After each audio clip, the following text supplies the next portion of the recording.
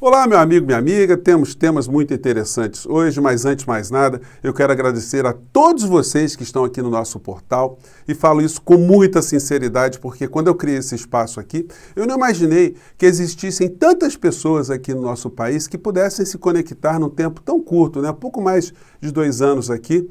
Enfim, saímos do zero e hoje nós somos escutados por muitas pessoas, as nossas falas, as nossas reflexões estão chegando longe, muita gente fora do nosso país, gente espalhada por todos os cantos, enfim. Você, por estar aqui, você é uma pessoa diferente.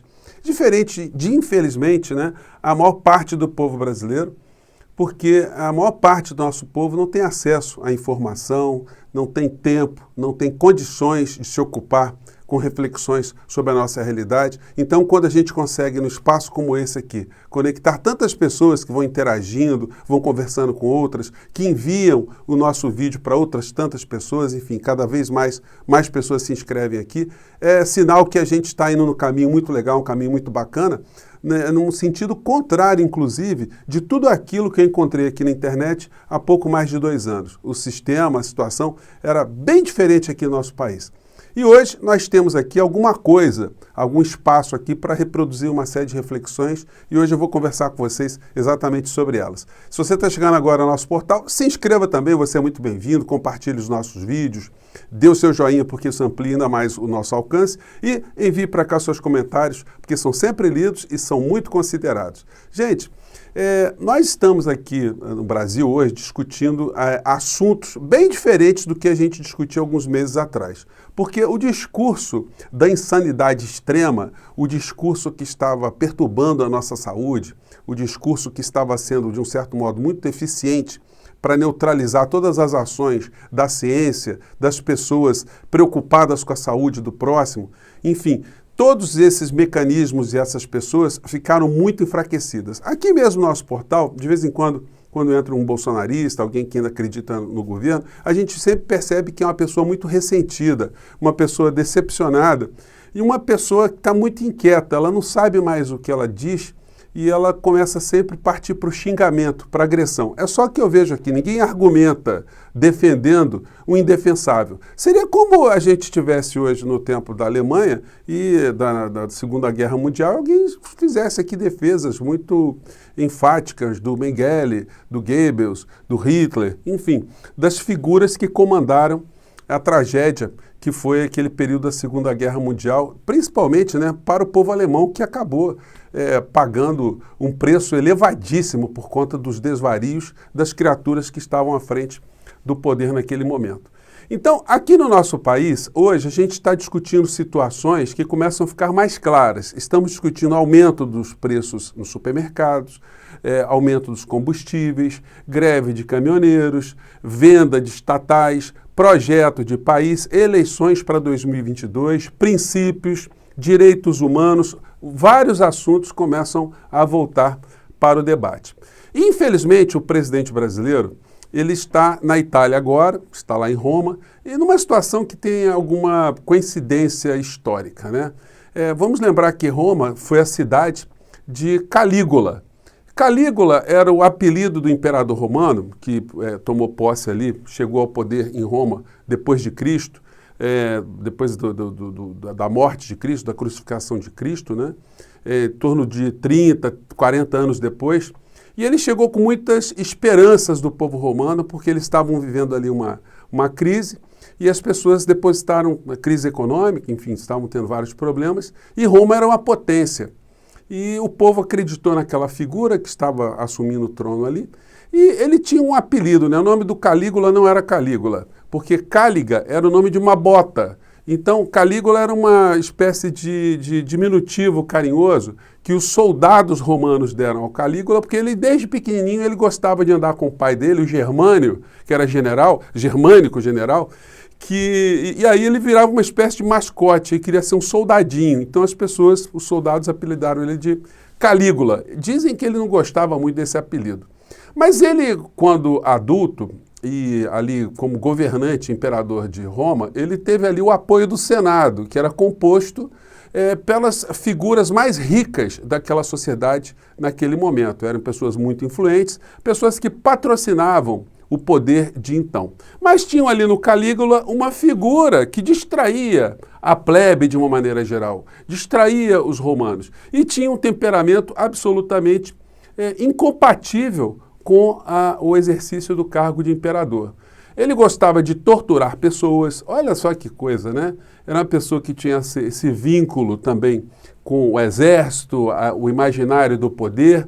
Ele mandava eliminar todos os seus inimigos, era uma pessoa absolutamente intolerante, era excêntrico e sem noção, a ponto de ter nomeado um cavalo para ser senador, para ocupar uma vaga no Senado romano.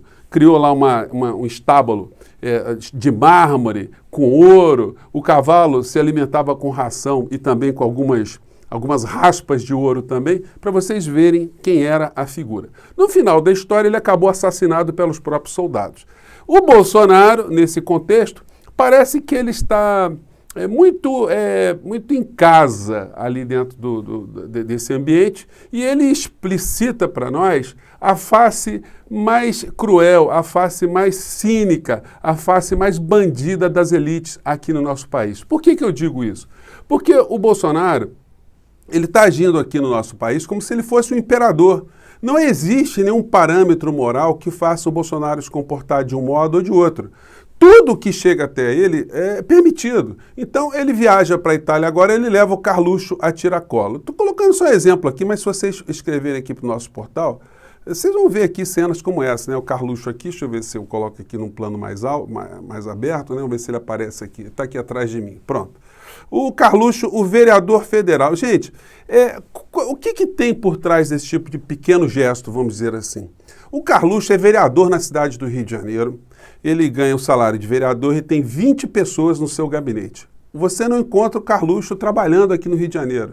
O que faz essas pessoas no gabinete do Carluxo? O Carluxo está o tempo todo com Bolsonaro em inaugurações, agora está na Itália, tudo pago com cartão corporativo. Ou seja, ele não está cumprindo a sua missão como vereador e está ali usurpando uma função, ou está ali próximo do presidente da República, tirando proveito das benesses do cargo. E o Bolsonaro, tudo para ele é absolutamente resolvido e permitido porque ele não está tendo nenhum tipo de sanção do poder econômico, da elite empresarial brasileira, da elite midiática, que tem também se apoiado nessa figura que distrai a sociedade para continuar cada vez mais concentrando seus privilégios. Então, quando a gente pega o Calígula e o Bolsonaro, a gente vê muitas semelhanças históricas, enfim, você entra aí na internet que você vai, ao ler a história de Calígula, você vai ver muitos traços semelhantes entre o que aconteceu em Roma naquela época e o que acontece hoje no Brasil. O Bolsonaro, qualquer situação que chega para ele tem tanta noção da sua impunidade e de como ele está a serviço de uma estrutura muito maior do que ele não se importa em absolutamente nada. Uma questão assim de mero trato com a coisa pública, de não pegar bem e levar o filho, ele não está nem aí. Ele queria indicar o outro filho para ser embaixador nos Estados Unidos, uma pessoa totalmente medíocre, sem capacidade. Ele queria fazer isso. Colocou os filhos todos dentro do império, da política, todos eles nunca trabalharam em lugar nenhum e nem seguiram a vida militar também, que é uma coisa assim, que é uma interrogação de alguém que preza tanto externamente no discurso pelas Forças Armadas, mas não teve nenhum filho que se simpatizou por esse tipo de carreira. Ou tem coisas aí que a gente não sabe no meio psicanalítico, né? E Freud explica. Pois bem, e o Bolsonaro, quando chega a qualquer tipo de situação, ele sempre despacha da forma como se ele estivesse num ambiente sem nenhum tipo de controle, sem nenhuma câmera, ninguém fazendo algum tipo de censura, ninguém dando conselho, nada. Então vem a pandemia, coloca um general aí, eu quero ver alguém encher o saco, olha, vai morrer muitas pessoas, olha, mas morre mesmo, todo mundo está morrendo o tempo todo, então deixa morrer. Olha, presidente, mas tem a questão de índios também, os índios também estão sofrendo. Olha, os índios estão morrendo há muitos anos, vai morrer mais um tanto aqui, problema dos índios. Olha, mas estão poluindo as florestas, olha, não enche o saco, floresta vai acabar um dia mesmo, vai virar tudo estacionamento. Então, ele vai lidando com as questões com uma desfaçatez, uma irresponsabilidade. Isso pode ser observado nas falas dele, ele não tem nenhum tipo de censura, ele não pensa se a fala dele vai causar algum dano, vai causar algum desconforto, vai causar algum tipo de morte, ele não está nem aí. O Bolsonaro, gente, na sua live passada, ele acabou sendo retirado do ar pelo YouTube, depois de muitas reclamações, muitas denúncias, né? Ele acabou sendo tirado durante uma semana. Mas só que ele fez a live quinta-feira transmitida pela Rádio Jovem Pan. Foi uma maneira que ele burlou, que ele tentou burlar. Quando eu soube disso aí, eu entrei também lá no site, entrei no YouTube, enfim, e fiz a denúncia que tinha acontecido exatamente essa situação. O Bolsonaro estava se utilizando de um mecanismo para continuar nas redes, embora tivesse censurado pela própria rede, né? Tivesse banido ali, pelo menos durante uma semana. E censurado, gente, a gente tem que perder um pouco o receio de falar essa expressão, porque censurar não é uma coisa absolutamente negativa. Quando alguém está fazendo alguma coisa muito ruim, se você censura essa pessoa, você está fazendo uma coisa boa. Então a gente tem que refletir sobre essa expressão de uma forma mais honesta, de uma forma mais precisa, no sentido do que ela tem. Pois bem, então eu falei, fiz a denúncia, outras pessoas fizeram também, e o YouTube acabou tirando da Rádio Jovem Pan também a figura presidencial no meio dessa história toda. O Bolsonaro está lá na Itália, como disse a vocês, pegando lá o espírito de Calígula, e numa rodinha de líderes, Bolsonaro mentiu sobre economia e popularidade.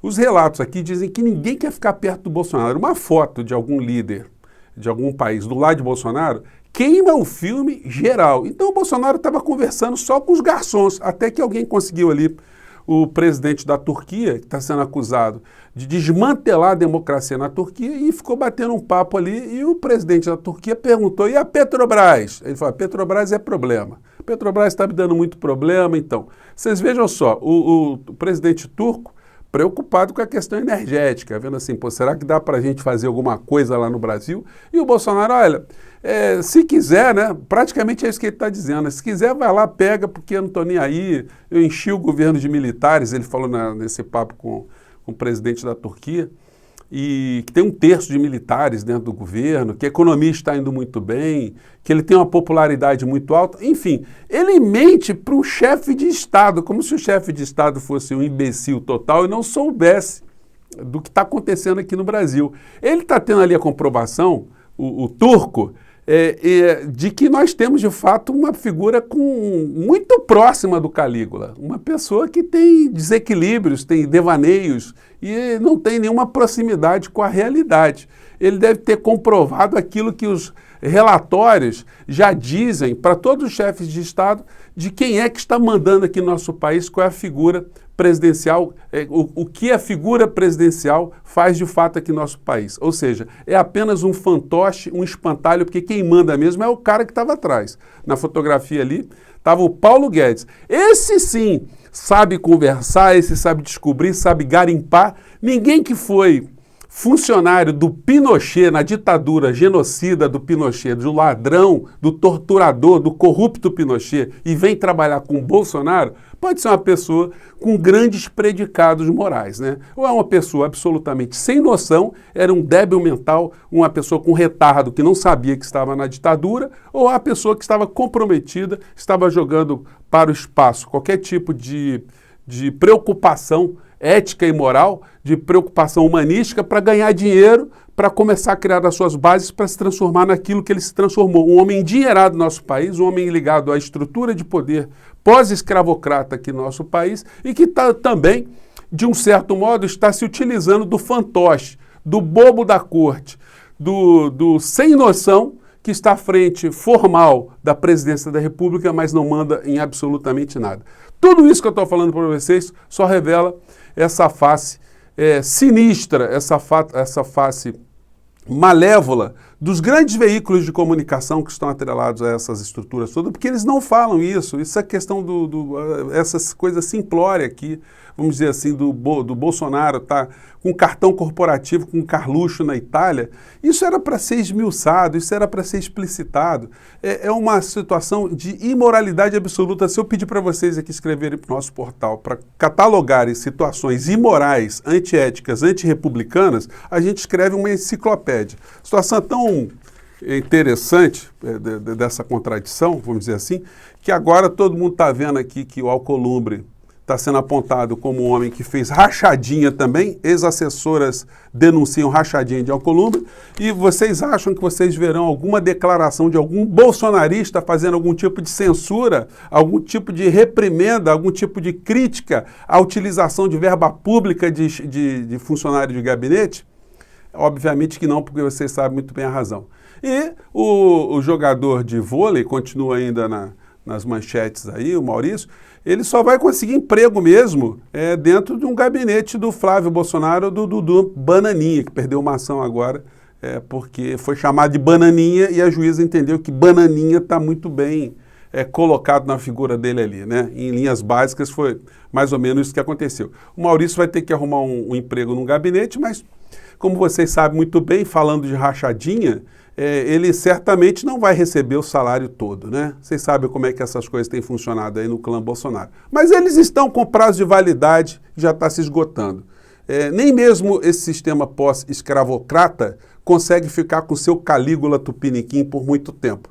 E haverá muitas situações que nem a família Bolsonaro, nem seus apoiadores podem imaginar, mas elas acontecerão. É só a gente acompanhar um pouco e ter um pouco mais de paciência que a gente vai chegar lá. Gente, um grande abraço, até o nosso próximo encontro e obrigado por vocês estarem aqui. Valeu!